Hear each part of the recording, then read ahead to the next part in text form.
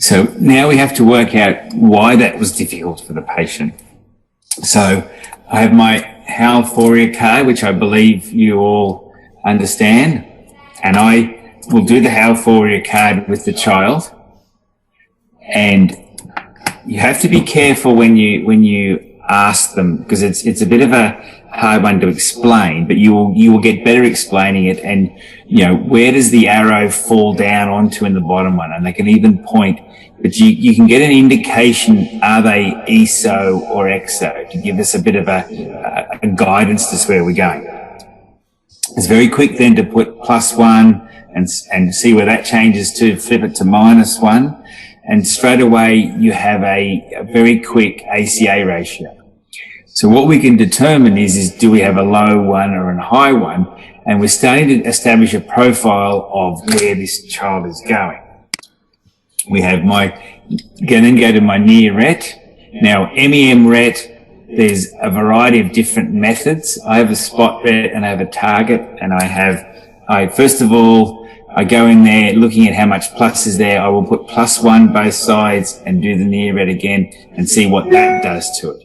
Now, there's numerous methods of near retinoscopy, and when there's numerous methods, we kind of know that one isn't perfect. But what we are looking for is how big a lag of accommodation is there. And that's going to give us an indication of how efficient the eyes are. So if nothing else, with the near ret, I can see, is that easy for the child to bring their eyes into focus?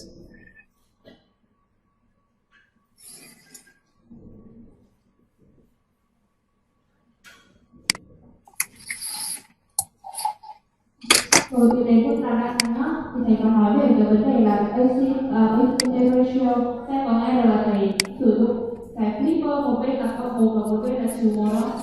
Thì thầy sẽ sử dụng cái bảng hô cao đấy để xem là khi mà thầy cho cái cộng 1 vào thì em bé cái đấy như thế nào, cho -1 hay đổi -1 ra. Thì trong cái quá trình mà thay đổi cái sự quy tụ như thế thì các em sẽ biết được là tỷ số đánh giá nhanh được tỷ số AC. Và tương tự đối với lại flipper cộng 1 và -1, mình cũng làm test men trên retinoscope thôi để đánh giá xem là cái khả năng quy tụ của trẻ nó tốt đến đâu, khả năng điều tiết của trẻ nó tốt đến đâu.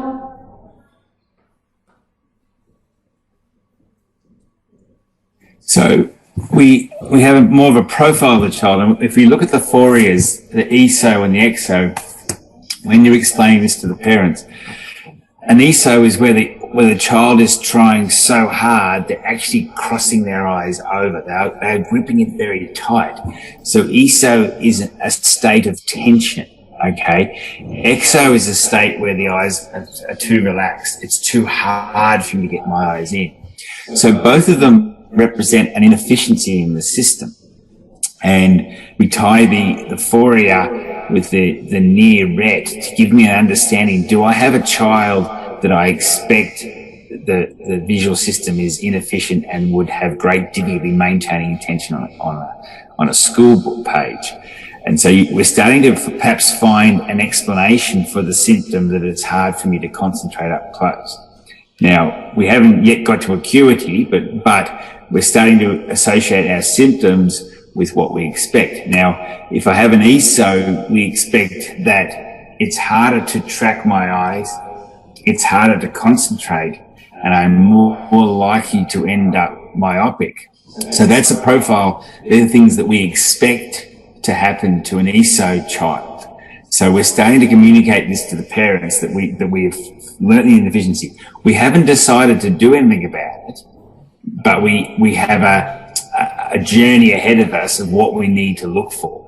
Okay, and so that child may be a myope in high school. They might have more difficulty focusing in early high school. But if we communicate this to the parents understand about the journey that we're on. Nào, vậy thì lúc nãy thì chúng ta thấy được vai trò của việc sử dụng flippers ở trong quá trình mà chúng ta đo. Thì flippers thì em sử dụng cái hai mặt của một cái chỉ để chúng ta tìm ra chỉ số ACCA rất là nhanh, với cả cái bảng hoa bao khác thì các em mình gần nghe P2 thì hôm nay cái này chắc hơi khó với các em một chút, P3 thì bố rất hiểu hết đúng không? Rồi test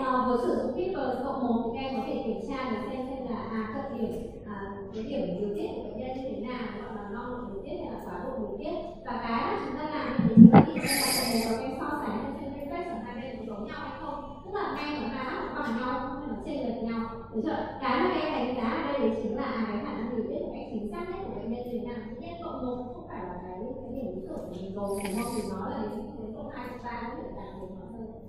Rồi thế còn về phần là giải thích về mắt của bệnh nhân là ISO hay là EXO.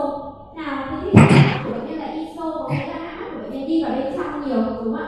Đấy là khi mà bé đã cố gắng quá mức khiến cho hai mắt của trẻ lúc này đi vào bên trong, đúng không? Cái sự trạng thái ISO nó chỉ có thể xảy ra, tức là lắc chặt nó chỉ có thể xảy ra khi hai mắt bị đi vào bên nhau quá mức, đúng chưa? Thế còn trẻ đang rất là relax, rất là thoải mái, nó đẩy về cái trạng thái tự nhiên ban đầu, không thèm cố gắng nữa. Theo thầy EXO thì sẽ hình thành cận thị hơn, hay là ISO sẽ hình thành cận thị hơn, lát ngoài sẽ cận thị hơn, hay lát trong sẽ cận thị hơn.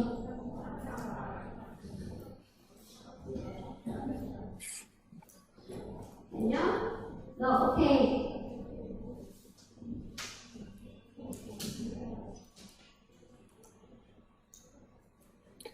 So now we've explained it to parents. We will then move to acuity, and with a young child, I will always ask them to read the chart in free space. I nearly always will ask them to read a vertical column of letters because that takes the tracking eye control, it minimises it. It's also fast because I want to work quickly with the child before I lose their attention or they fatigue. So we also do it with two eyes first of all. So read that chart for me, then say cover one eye, then cover the other eye, and we're now starting to get an understanding of that acuity. Okay, was it more difficult with one eye or the other, as in did it take them longer? Did they struggle more? Little observations that we kind of make. So I've got my autorefractor there, which is telling me if there's some astigmatism in place, and astigmatism is not really that important unless it's affecting the acuity, and it is also unreliable in a autorefractor. So we can assume that the average, 4 to 5 to 6, 7, 8-year-old is going to be hyperopic to a certain degree. We all start hyperopic and become myopic later on. So the important thing in understanding, if I have someone who's having difficulty with their visual performance when it comes to schoolwork, I probably expect to see some plus there. Now, in terms of a hyperope, my muscles all day are holding that focus in. I have to learn how to relax, because if I hold that focus in and I put a lens on there, we're just saying, well, it's no different. Well, what we're talking about is we haven't actually dealt with the cause of the problem, which is the tension in the muscles. So this is where we put a plus 0.75 fog on one side, and we are trying to encourage the eyes to relax with an 0.75 fog on one eye. So then I'm putting plus on the other side, and I put plus 0.50 there. The important thing is to ask the kids questions simply, is to give them choices of answers, rather than asking them to describe what's happening. You just say, is that the same or is that a bit worse? Now, if my accommodation relaxes, it will look the same. So it's an easy answer for the kid to say the same. If it makes it worse, well, I know that my accommodation won't relax. So what I will then do is say, okay, I will put the plus 0.75 fog on this side now, okay, and then start working on the other eye. Again, I put my plus 0.50 on it. Does that make it worse? Now, if it doesn't make it worse, what I'll do is I'll put another 0.25 on and say, is that worse or about the same? And in this way, I'm trying to relax the accommodation out, and I can swap eyes, but I'm trying to get the system to relax.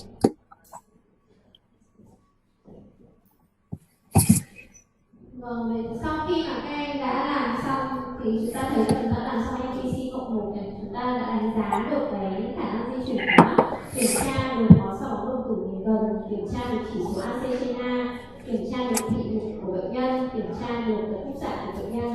Thì bây giờ chúng ta sẽ thử xem là chúng ta đo thị lực cho bệnh nhân, chúng ta có thể cân nhắc đến việc chúng ta so sánh giữa thị lực theo hàng dọc và thị lực theo hàng A. Thì khi mà chúng ta tìm thấy theo hàng dọc, tức là chúng ta đang bỏ qua yếu tố nào, bỏ qua yếu tố dõi theo, đúng không? Tức là trẻ không cần phải dõi theo một cái vật nào đó, trên cái ảnh đó không cần học cách để di chuyển cái vật đấy, mà chỉ cần đi từ trên đến dưới thôi.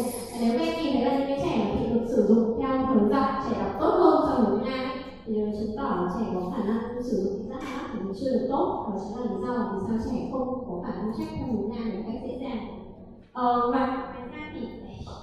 Ngoài ra thì các em có thể thấy là nếu như là chúng ta sẽ cần phải đánh giá rất là nhanh thị lực của bệnh nhân, nếu mà thị lực của bệnh nhân kém, chúng ta phải cân nhắc xem là liệu có lạm thị hay không, và chúng ta phải cân nhắc đến việc là chúng ta sử dụng gọi một cái test gọi là test cân bằng hai mắt và sử dụng kính cộng.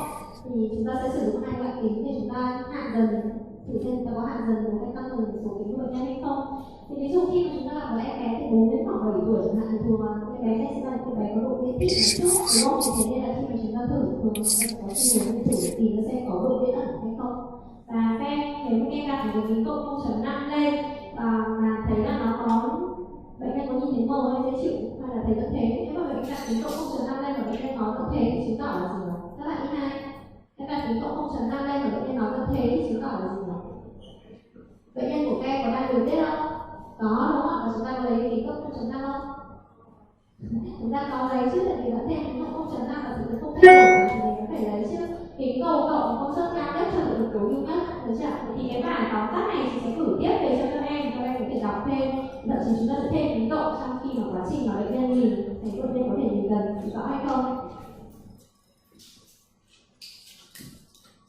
So with astigmatism, it's difficult. Astigmatism will change with children, but I don't really look at it unless the visual acuity is reduced. And in simple terms, if you don't have autorefractor and you think your red is okay, if the acuity is reduced and we put a 0.75 sill in at 90 or at 180, and you ask the child, does that make things better or maybe just the same? You can get a sense of whether that sill, first of all, is there, and secondly, most importantly, is it actually going to help in any way? Because testing with a cross sill for a child is very difficult to do, and it's very confusing and it's inaccurate. So we want to be very sort of quick with that one, but not to spend too much time on it. Otherwise, the kid is going to get tired, and you'll get tired, and it'll all be difficult.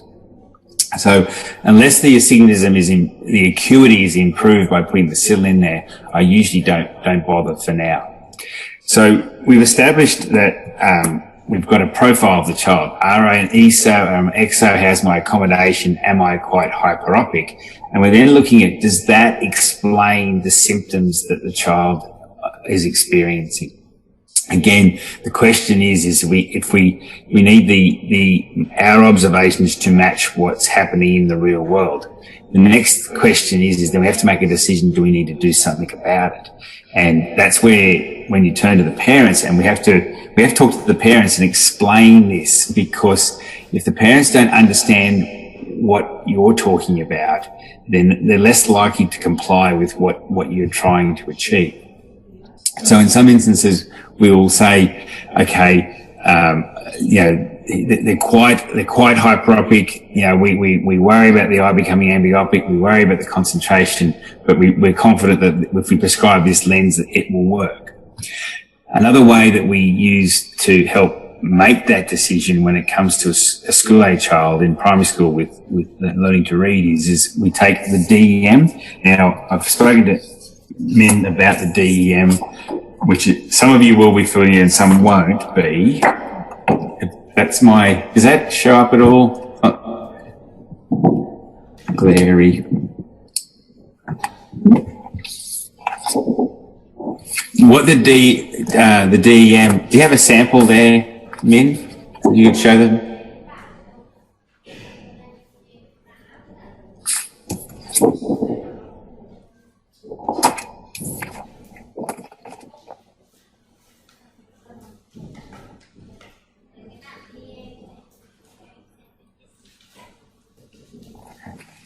So the DEM is 16 numbers down a page, and I ask the child, I just give them to them and ask them to call the numbers going down a page, and we do test A first, and we're going to observe at how easy this is for the child. Now, some children, they won't know the numbers that well, so this is still inaccurate, but it's a start, and it's a practical test of vision when it comes to education for children.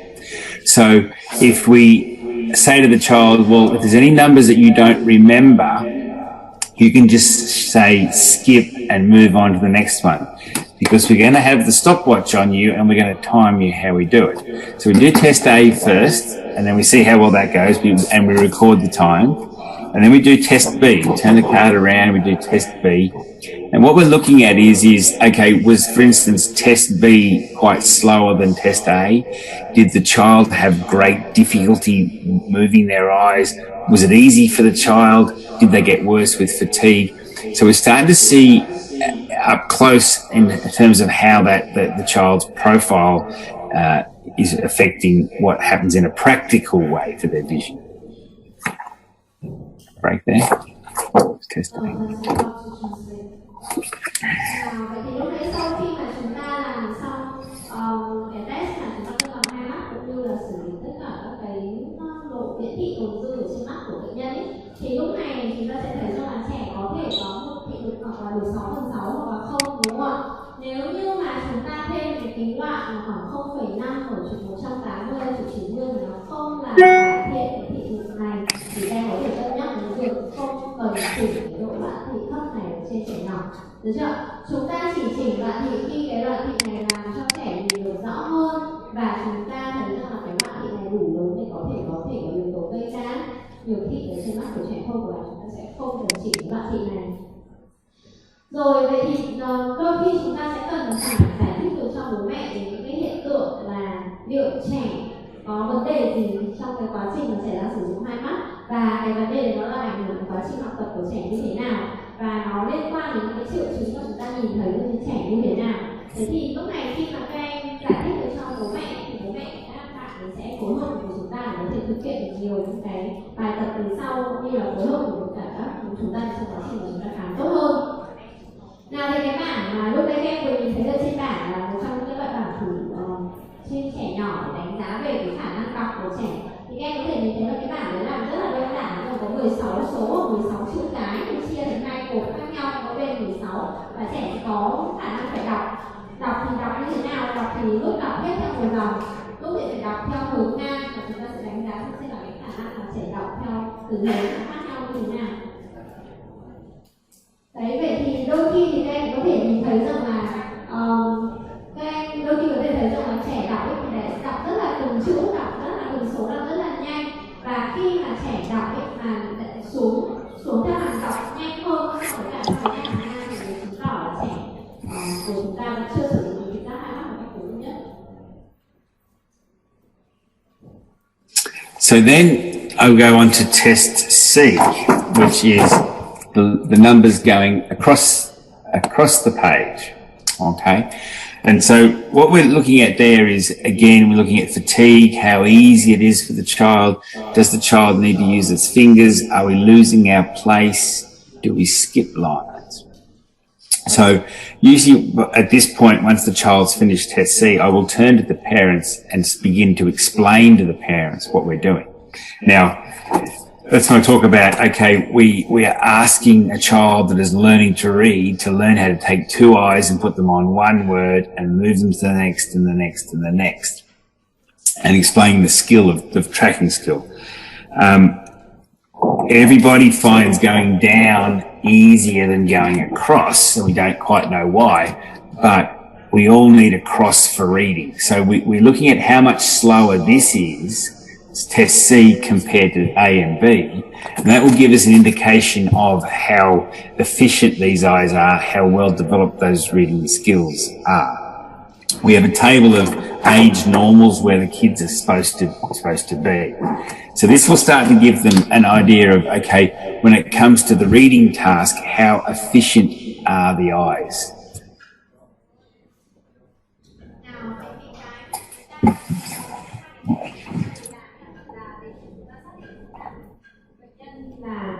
Sau quá trình tập và sau quá trình mà chúng tôi chỉ hướng cho con của anh chị thì cháu đã có khả năng đọc tốt hơn, cháu đã có khả năng sử dụng được giác hai mắt tốt hơn, và chúng ta sẽ thực hiện lại cái VNS test này sau khi mà VN test này, sau khi mà chúng ta đã thực hiện bài tập và sau khi chúng ta chỉnh hướng xong. Lúc này em thấy có một cái sự khác biệt giữa trước và sau, và chỉ có như thế thì chúng ta phải chứng minh để cho bố mẹ rằng là đấy nhá, khi mà mình tập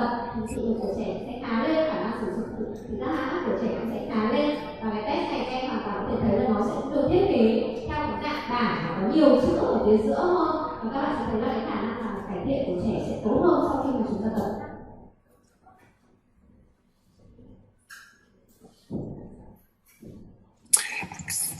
So what I will then do is I will put +1. I have a pair of +1 glasses which I will put on the child and ask them to repeat test C. Now, in that way, what I'm looking at is when I've used +1, what I've done is I've taken some weight off the accommodation and conversion system, and I'm then looking at the difference in that performance. So in some instances, we're taking the weight off the muscles, the child improves really quickly. And they are the fortunate kids that we give them some help in their accommodation system and the tracking becomes easier. How I explain that to the parents is that if I was learning to play tennis or badminton, as I saw in the squares in Hanoi, but if I have to learn how to coordinate the racket to hit the ball. Now, if my badminton racket was made of cast iron and it was very, very heavy, it would be very difficult for me to learn how to hit the shuttlecock. If I then made that racket into a wooden one, into a light metal one, I've made it easier straight away. So I've got an improvement in my coordination and control because it's a lighter weight. I give you a lighter racket when you're learning. Now, the important thing is if my coordination is terrible, so some children, lifting the weight will give them some improvement, but not completely. But we start to have the parent observing what my glasses did for the child's performance because they've heard the difference with the glasses on and without the glasses. And that is going to help us to make a decision as to do something about this one. Now, when I have a child who's behind on their age normals, you can kind of say, well, that's not acceptable. It needs to improve. So it is a very strong argument for giving the kids some glasses for the schoolwork. Now, the important thing is that's for the schoolwork to make that task easier. Some questions. I can tell some of them are looking at their phones right now. I don't know. This is taking. We're just going to become a hard. Yep. Okay.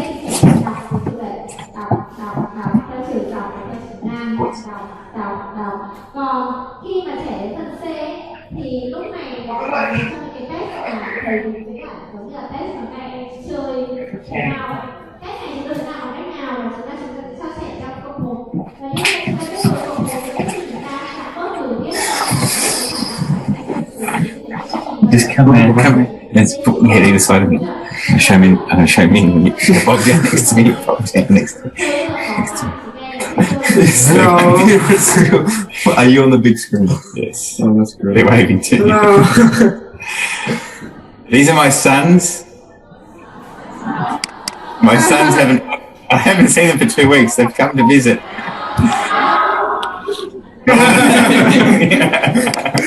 Okay. See, That's weird. Just spend another minute to translate, please. Yep. That's Ben and Pat. Okay. So, I forgot what I was up to.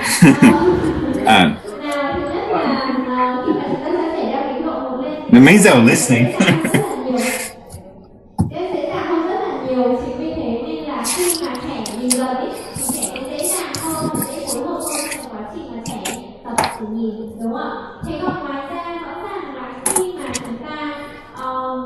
tập thể dục thể thao chẳng hạn, ví dụ như là đầu tiên em chơi tennis hay là chơi badminton hay chơi cầu lông rất là khó để mình đặt cái vợt ở nếu như mà cái vợt rất là nặng, đúng không? Thế thì chúng ta đeo cái vợt của chúng ta để chúng ta làm giảm cái sức nặng của cái vợt mình xuống để cho cái bài tập nó dễ dàng hơn. Và khi bài tập dễ dàng hơn thì trẻ có thể hiểu cái bài tập mình tốt hơn, rồi nếu hiểu bài tập mình tốt hơn thì trẻ sẽ tập nhiều hơn phía sau. So the beauty of the DEM test is that nearly every parent can understand it. It's very easy to explain.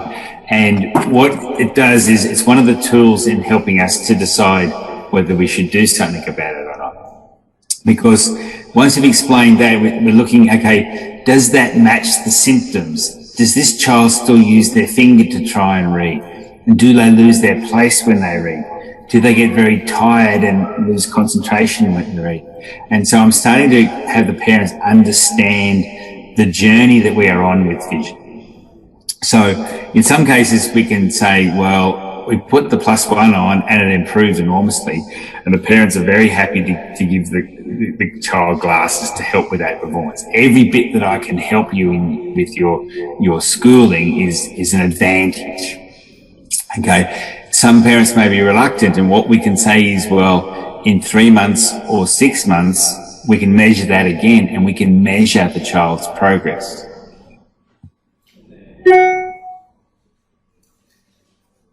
Vậy thì chúng ta sẽ cho trẻ tập cái bài tập này, và chúng ta ghi lại cái kết quả sau mỗi một lần là trẻ tập, và chúng ta có thể so sánh kết quả sau 3 đến 6 tháng khi mà chúng ta cho trẻ tập, cũng như là khi chúng ta không cho trẻ tập. Chúng ta sẽ thấy là sau 3 đến 6 tháng thì cái khả năng mà chúng ta học của trẻ tự cải thiện tốt hơn, kể cả việc chúng ta có kê đơn tính hay không kê đơn tính.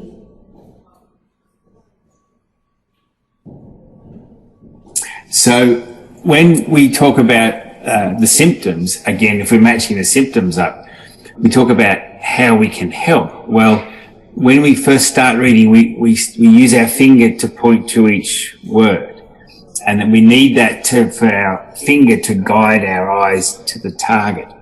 But it's not a very efficient way to read. What we need to do is to be able to get the eyes to move across the line as quick as we can. So yes, the finger is important to start, but we should take it away. And what's next is we can put a ruler in place. And the ruler, if we put the ruler under the line, that will help me stay on the line so I can get across the line. What my next challenge is once I've got across the line, is I've got to get from the end of this line to the start of the next line. And so this is where we need the thumb to mark our place. So the way we help children is fingers to start with, ruler second, and then thumbs. So some children will have great difficulty with this, so we can help them by retesting them with the ruler or the thumbs.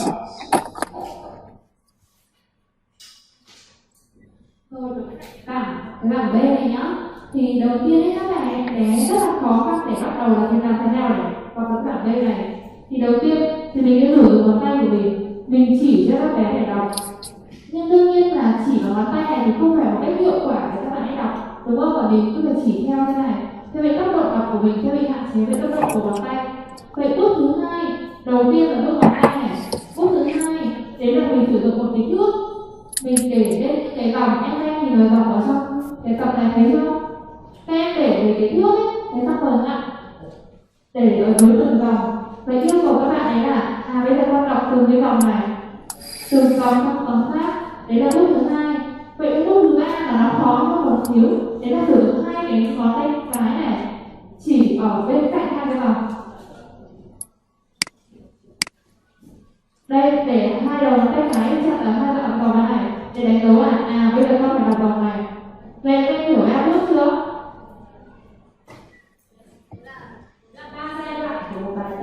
Đầu tiên là chúng ta sẽ yêu cầu trẻ chỉ là từng số và đọc, đúng không? Nếu trẻ quá khó khăn, sau đó dùng thức kẻ, cuối cùng là không cần dùng thức luôn, và chỉ cần đến hai ngón tay ở hai đầu thôi là đã đọc được cái cuối cùng. So I had it explained to me years ago by a neurologist that any child that is not progressing with school, there's three main reasons, and one of them is the children that didn't go to school, who didn't attend or ill. The second one is children that have binocular vision problems and tracking problems. So these children have difficulty getting the information from the page up to the brain. And the third group is the children that have problems up in the higher centres. Now these are perhaps the true dyslexics, which that's another discipline of testing which the educational psychologists would deal with.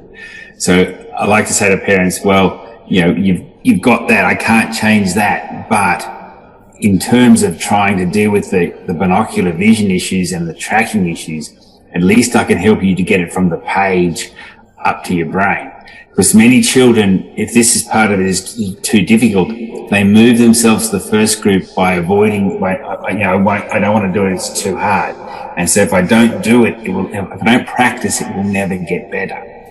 So we like to put our attention into getting the reading skills and controlling skills going optimally. And then, of course, what we do is we remeasure this again in 3 months, in 6 months, in 9 months to ensure that this is improving. And the research shows a very strong correlation between eye control skills and reading difficulties, and then flowing on to educational difficulties. Vậy là có 3 cái nguyên nhân để các bạn ấy không kém vào trường. Một là nguyên nhân là các bạn ấy nó không thích đến trường. Hai là nguyên nhân là các bạn ấy có khả năng là các bạn không có cái khả năng là duy trì cái sự phối hợp giữa hai mắt tốt để các bạn ấy có thể học dõi theo những cái gì trong sách. Thế nên các bạn ấy không thể truyền tải được những cái kiến thức ở trên giấy vào trong não bộ. Và cái nguyên nhân thứ ba đấy là các bạn có vấn đề về não bộ và các bạn ấy không có khả năng học tốt. Vậy thì cái công việc của chúng ta là gì? Là chúng ta có thể cải thiện cái nguyên nhân thứ hai đấy, cố gắng để các những đứa trẻ tuy là có những cái vấn đề hơi khó khăn trong việc phối hợp bị đắt mắt, các bạn ấy có thể cải thiện để có thể cải thiện được cái kết quả học tập, kết quả giáo dục của bạn ấy. Đấy là công việc của chúng ta.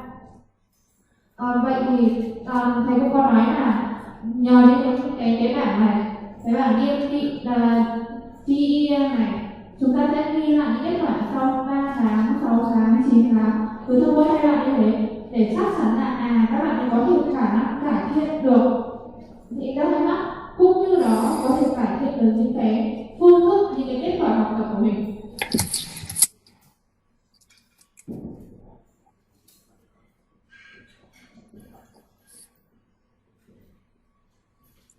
So the most important thing in explaining this to parents is that if I put glasses on the child to make things easier, I don't make them a good reader. If I give you a lighter badminton racket, I don't make you a good player, I make it easier. What makes you a good player is lots of practice, lots of hitting balls. And so the most important thing is with our glasses, I'm trying to make it easier so that you can do more. When you do more, that's when you improve. The old thinking was, don't help them, you'll make them worse, you will make them weak. No, I put shoes on you so that you can run further without getting sore feet, and that's what makes you a better runner. So the important thing is that the child must practice. If my lens makes it easy for you that you can read for 10 minutes without getting tired rather than 5, I've just doubled the amount of practice that we're doing. And that is what is the key to make things better. And so the age normals we have for the DM go all the way through to 14. So when we talk about vision and our journey in optometry as being a journey, what you want to do is you want to remeasure that. Okay, have I improved to this point and then to this point and to this point? I must keep getting better. Sorry about that. So this is where, with vision therapy, we do a lot of vision therapy for reading skills. And the first thing is vision therapy is quite difficult. So we don't do it straight up, and there's a lot of work for the parents to do. But it is a very important tool in assisting that child with those reading skills. The children that aren't improving just simply with practice and with use of lenses. That's a long topic that I've tried to make very quick and very short. Do we want to have a quick break before and I'll move on to business next, or?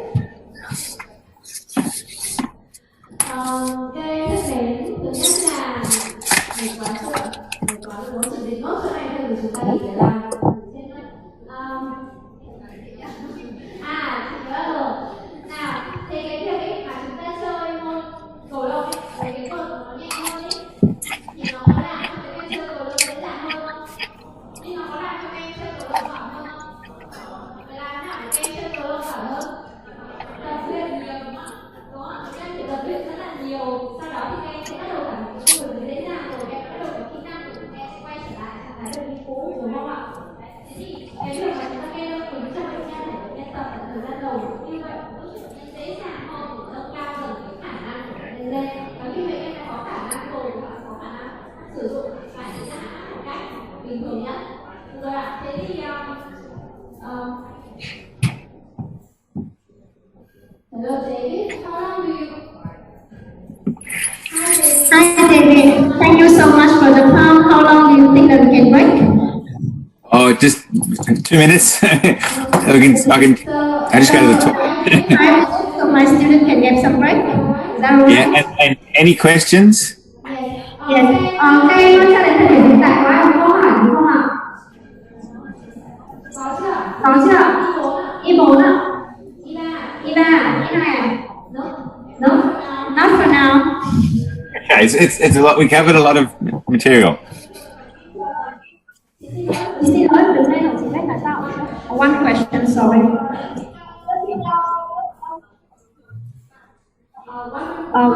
How will you record the result of DEM test? How do I record? I record it in seconds. So I go A, number of seconds, B, number of seconds, C, number of seconds, and then I do C and I put a note with C with plus to C, and I record those differences. And so in the data, they look at the ratio of C to A and B, A plus B. So we're looking at A plus B is the same number of letters as C, but we look at how much longer C takes. So if it's a higher ratio, the child was much slower. And the ratio must improve as we get older. Em thân mến, chúng ta sẽ ghi lại bằng thời gian mà bạn ấy cần để đọc hết cái bảng này. Thế thời gian tổng thời gian để đọc bảng A và tổng thời gian đọc bảng B thì sẽ bằng thời gian đọc bảng C. Tuy nhiên nếu mà bạn ấy bị đọc chậm hơn thì chứng tỏ là bạn ấy hơi bị slow down một chút. Và thường ở trong Thoại thì nó sẽ có thêm cái bảng guideline và các em có thể sử dụng cái bảng guideline để đánh giá xem là tùy vào từng độ tuổi thì độ tuổi có thể là bình thường hay là nó có thể cao hơn thấp hơn. Có trả lời được câu hỏi của đúng không ạ? Có ai có câu hỏi gì khác không ạ? Chúng ta nghỉ giờ ra một tí cho đỡ này nhá. Ok nhá. Hi David, there's no more questions. Thank you so much. Can we take a 5-minute break? Cool, okay. Yes, thank you. Hello everybody, please take a 5-minute break. Thank you.